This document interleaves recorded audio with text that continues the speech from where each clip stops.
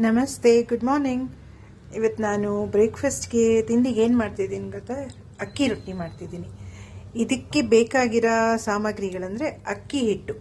ನಾನೊಂದು medium size ಬೌಲ್ನಲ್ಲಿ 2 bowl ಅಕ್ಕಿ ಹಿಟ್ಟು ತೊಗೊಂಡಿದ್ದೀನಿ.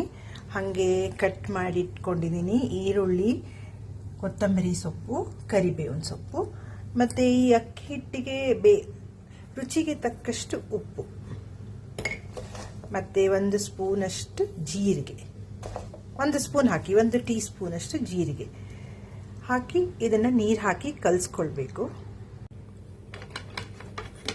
ಈಗ ಕಟ್ ಮಾಡಿ ಇಟ್ಕೊಂಡಿರೋ ಈರುಳ್ಳಿ, ಕೊತ್ತಂಬರಿ ಸೊಪ್ಪು, ಕರಿಬೇವಿನ ಸೊಪ್ಪೆಲ್ಲ ಹಾಕಿ ಅದನ್ನು ಚೆನ್ನಾಗಿ ಮಿಕ್ಸ್ ಮಾಡಿಕೊಳ್ಬೇಕು.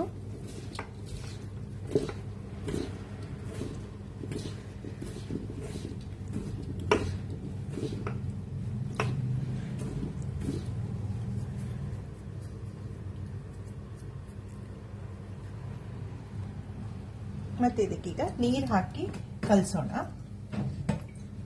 ನೋಡಿ, ಈರುಳ್ಳಿ ನೀವು ಉದ್ದಕ್ಕೆ ಬೇಕಾದ್ರೆ ಹೆಚ್ಕೊಳ್ಬಹುದು. ನಿಮ್ಗೆ ಹೇಗೆ ಇಷ್ಟ ಆಗುತ್ತೆ ಹಾಗೆ, ಬಾಯಿಗೆ ಸಿಗೋ ತರ ಉದ್ದಕ್ಕಿದ್ರೆ ಚೆನ್ನಾಗಿರುತ್ತೆ. ಚಿಕ್ಕದಾಗಿ ಬೇಕಾದ್ರೂ ಹೆಚ್ಕೊಳ್ಬಹುದು. ಇದಕ್ಕೆ ನೀರು ಹಾಕಿ ಕಲಿಸ್ತೀನಿ.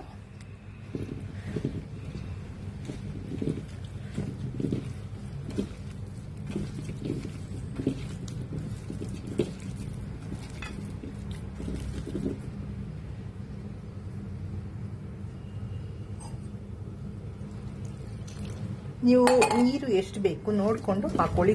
ನಾನು ಡೈರೆಕ್ಟ್ ತವಾ ಮೇಲೆ ತಟ್ತೀನಿ ಅಕ್ಕಿ ರೊಟ್ಟಿ. ಹಾಗಾಗಿ ನೀವು ಹದ ನೋಡಿಕೊಂಡು ಎಷ್ಟು ಬೇಕು ಅಂತ ನೋಡಿಕೊಂಡು ಹಾಕೋಬಹುದು.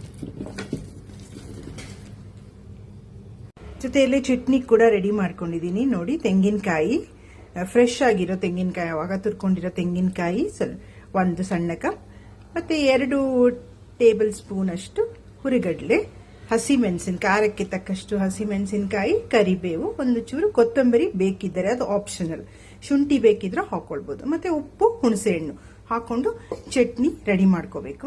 ಗರಿ ಗರಿ ಆಗಿರೋ ರೊಟ್ಟಿ ರೆಡಿ ಆಗಿದೆ. ಚೆನ್ನಾಗಿ ಎಷ್ಟು ಕ್ರಿಸ್ಪ್ ಆಗಿದೆ ನೀವೇ ನೋಡಿ. ಇದನ್ನ ಈಗ ನಾ ಮಾಡಿಟ್ಟಿರೋ ಕಾಯಿ ಚಟ್ನಿ ಮತ್ತೆ ಬೆಣ್ಣೆ ಹಾಕೊಂಡು ತಿಂದ್ರೆ ತುಂಬಾ ಚೆನ್ನಾಗಿರುತ್ತೆ. ಸ್ನೇಹಿತರೆ, ಟ್ರೈ ಮಾಡಿ ಕಮೆಂಟ್ ಮಾಡಿ ಹೇಗೆ ಬಂತು ಏನು ಅಂತ. ನನ್ನ ಸಜೆಷನ್, ಈರುಳ್ಳಿ ಉದ್ದ ಕಟ್ ಮಾಡಿ ಹಾಕೊಳ್ಳಿ, ಅದಕ್ಕೆ ಇನ್ನೂ ಚೆನ್ನಾಗಿ ಟೇಸ್ಟ್ ಚೆನ್ನಾಗಿ ಬರುತ್ತೆ. Thank you.